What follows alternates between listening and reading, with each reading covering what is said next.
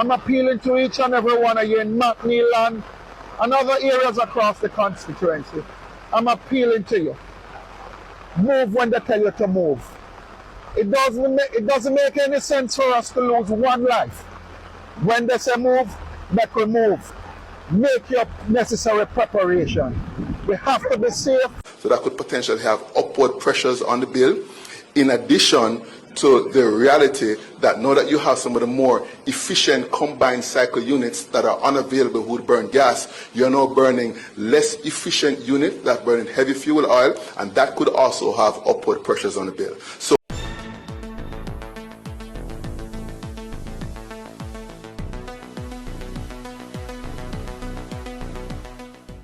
Blessings, ABR family and viewers. Welcome back to the channel. It's your girl, Isabel Rose. And in this one, tropical storm, possible hurricane Melissa on a slow path heading towards Jamaica. Out there in the warm Caribbean waters. And we are learning of the inevitable power outage from JPS. And they are even warning that light bills can spike after Melissa has passed. You'll also hear from the opposition spokesperson on local government, Natalie Nita Garvey, as well as Ian Ailes, the MP for Western Westmoreland, exposing the government using the public coffers funds to fund their campaign. Hence, there isn't any funds to have done all of the drain cleaning, allegedly. So please to listen to the warnings as well for those in the low-lying areas. Please to evacuate. Jamaica will get a whole lot of rain from this tropical storm / hurricane. This is Natalie Nita Garvey, Shadow Minister on Local Government and Participatory Democracy. I'm issuing an urgent call to the Minister of Local Government, Honorable Desmond McKenzie, to release the September Parochial Revenue Fund allocations immediately.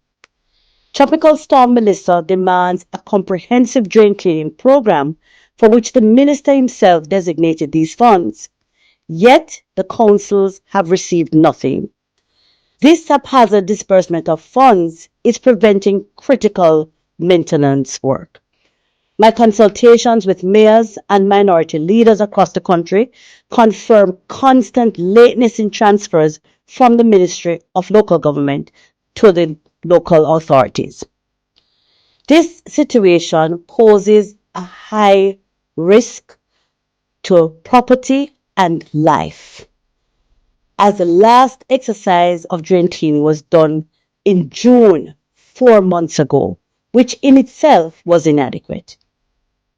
This has formed a wider part of a cash crunch, where local government authorities have to be subsidizing salaries coming out of the recent review of compensation.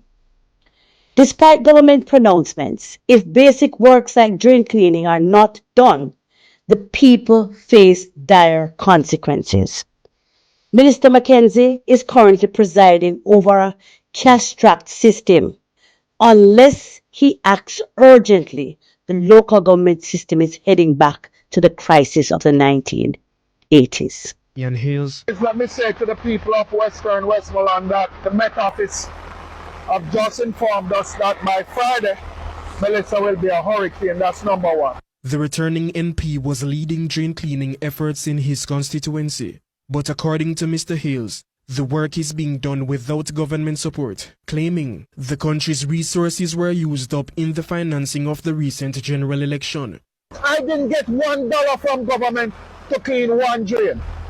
I'm here with somebody, the chairman for the Little London Division, Mr. Julian. He has volunteered his backhoe to help the citizens of the Little London Division. That's what we have to be dealing with now. Volunteerism, because the government have no money to give anybody. All of the money done in the election. The MP, who also serves as Vice President of the People's National Party, says he's outraged by the government's handling of funds and what he describes as disregard for the needs of Jamaicans facing potential disaster. He says regardless of political affiliation, all Jamaicans should receive the same level of governmental support. The Jamaican people not into this foolishness anymore. When the flood rain come or the hurricane come, it don't go to greenhouse or it go to orange house. It goes to every Jamaican house. And I would have liked to see the government place the PNP and the JLP in one room and we come up with one solution in terms of dealing with the flood rain and hurricane that is on its way. The hurricane don't pick PNP house or JLP house, it pick everybody house. And yesterday for me I was disappointed in Parliament because I had to leave the Parliament of the land and come down and tell every citizen in Western Westmoreland that I have no money for drain cleaning, I have no money for bushing, and I have no money to fix the road, to repair the road. And it is sad and it is disappointing. He also made an appeal to his constituents in flood-prone areas. For the people in the flood-prone areas, let me just appeal to you. When the authorities tell you to move, I'm appealing to each and every one of you in Mottley and other areas across the constituency. I'm appealing to you. Move when they tell you to move. It doesn't make any sense for us to lose one life. When they say move, let we move. Make your necessary preparation. We have to be safe. Let us be frank. We have faced multiple weeks of significant rainfall. What does that mean for us? The ground is saturated. Saturated ground combined with increased rainfall in the order of what I'm hearing 6 to 12 inches, plus wind sustained in the order of 50 miles per hour, increases the likelihood of power outages. So I'm standing here to let you know the lights are going to go out. So let us plan for the lights going out. With that being said, we are committed, we are positioned, we are resourced, and we stand ready to respond. I also have confidence in the work that we have done in regards to our infrastructure improvement. In full transparency, I will say some of the potential pressures that a bill has is based on the change in the fuel mix that we have during storms.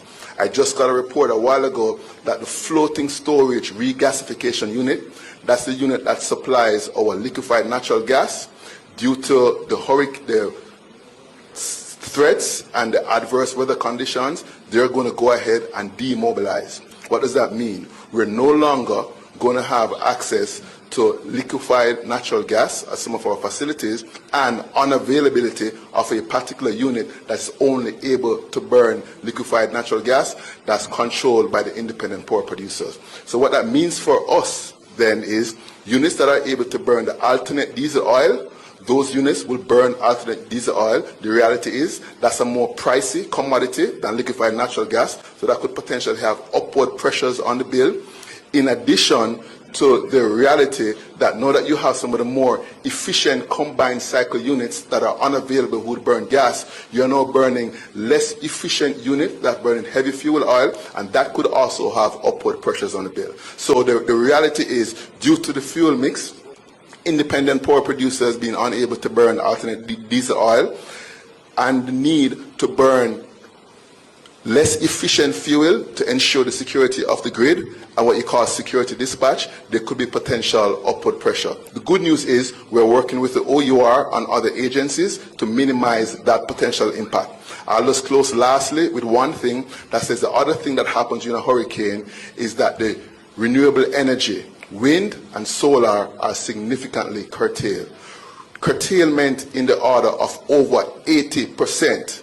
Therefore, in terms of the availability of that, you're talking about less than 20%. So in Jamaica, we have just over 50 megawatts of solar. The expected output during a hurricane, given the cloud cover, is pretty much zero or a little bit above that. So you now are going to have to be running other units that's burning fossil fuel to offset that to meet the customer demand and also ensure you have system stability and not a shutdown.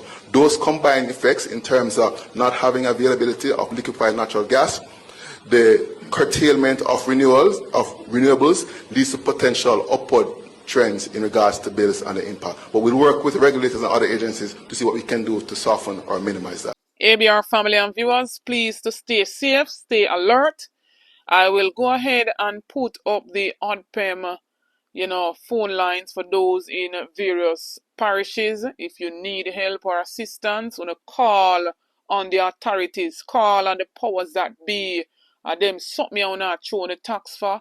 And when we have natural disasters such as these, the government's supposed to work for the people. So my entire family down there in Jamaica, please stay safe. ABR family and viewers, please stay safe, love you. Big up on yourself. Continue to stay tuned. Stay abreast with what is going on as it relates to, news, the latest news. And if you're in low-lying areas, please to evacuate. I want to stay inside and stop go out there when the flood waters and rain.